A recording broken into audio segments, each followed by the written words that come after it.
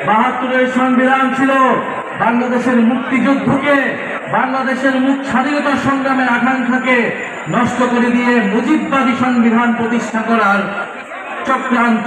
আমরা বলেছি আমরা নির্বাচন চাই, আমরা গণতন্ত্রের পক্ষে লড়াই করা শক্তি, আমরা ভোটাধিকারের জন্য লড়াই করা শক্তি, কিন্তু বিচার সংস্কার ছাড়া নির্বাচন অর্থহীন হয়ে যাবে। আমরা এই অন্তর্বর্তী সরকারের সময় অনেক স্বপ্ন দেখেছিলাম, আমাদের অনেক দাবি ছিল, কিন্তু আমাদের সব স্বপ্নকে নির্বাচনের সাথে একমাত্র দাবিতে রূপান্তর করে ফেলা হয়েছে। আমরা বলেছি আমরা নির্বাচন চাই, আমরা গণতন্ত্রের পক্ষে লড়াই করা শক্তি, আমরা ভোটাধিকারের জন্য লড়াই করা শক্তি, কিন্তু বিচার সংস্কার ছাড়া নির্বাচন অর্থহীন হয়ে যাবে। এই নির্বাচনকে জনগণ গ্রহণ করবে না। ফলে বিচার এবং সংস্কারের যতটুকু আমরা এগিয়েছি তার পক্ষে আমাদেরকে আরো ঐক্যমত করে আমাদেরকে নির্বাচনের দিকে যেতে হবে।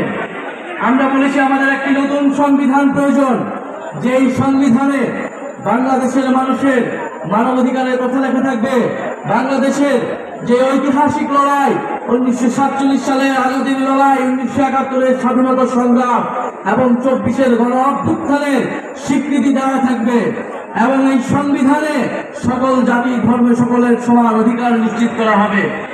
সেই নতুন সংবিধানের বিপক্ষে দাঁড়িয়ে যাচ্ছে বিভিন্ন রাজনৈতিক শক্তি। ৭২-এর সংবিধানকে রক্ষা করার জন্য বিভিন্ন গোষ্ঠী রাজপথে নেমেছে।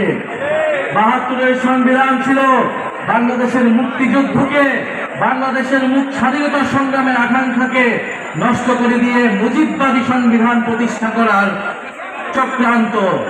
আমরা সেই চক্রান্তের ভিতরে গত ৫৪ বছর ছিলাম, কিন্তু জুলাই গণ অভ্যুত্থানের মাধ্যমে আমরা সেই চক্রান্ত থেকে বের হতে চাই।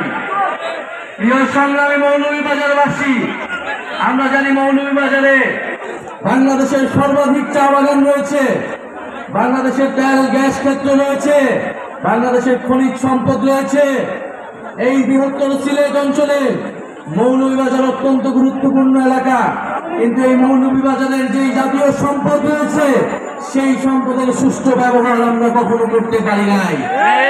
৩রা আগস্ট আমরা স্পষ্ট করেছিলাম এই লড়াইটা ফ্যাসিস্ট রাষ্ট্র, ফ্যাসিস্ট বাহিনীর বিরুদ্ধে জনগণের লড়াই। ফলে সেই লড়াইয়ে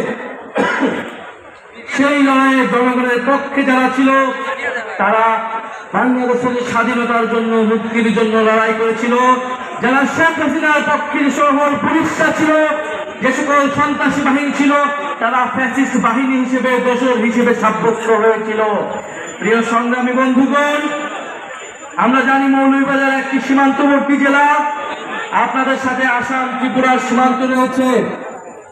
এই আসাম ত্রিপুরার সাথে বাংলাদেশের ঐতিহাসিক সম্পর্ক ছিল, সাংস্কৃতিক সম্পর্ক ছিল।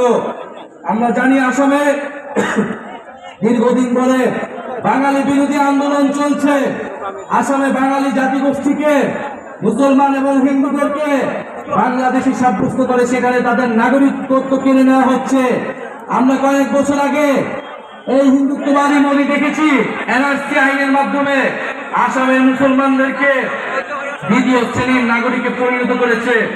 আমরা স্পষ্টভাবে বলতে চাই, এই মৌলভীবাজার থেকে বাংলাদেশে আমরা যে সম্প্রীতির রাজনীতি করতে চাই, পুরো দক্ষিণ এশিয়ায় এই সম্প্রীতির রাজনীতি আমরা ছড়িয়ে দেব। পুরো দক্ষিণ এশিয়ার নিপীড়িত দলিত, মুসলমান এবং বাংলা ভাষীদের পক্ষে বাংলাদেশ লড়াই করবে।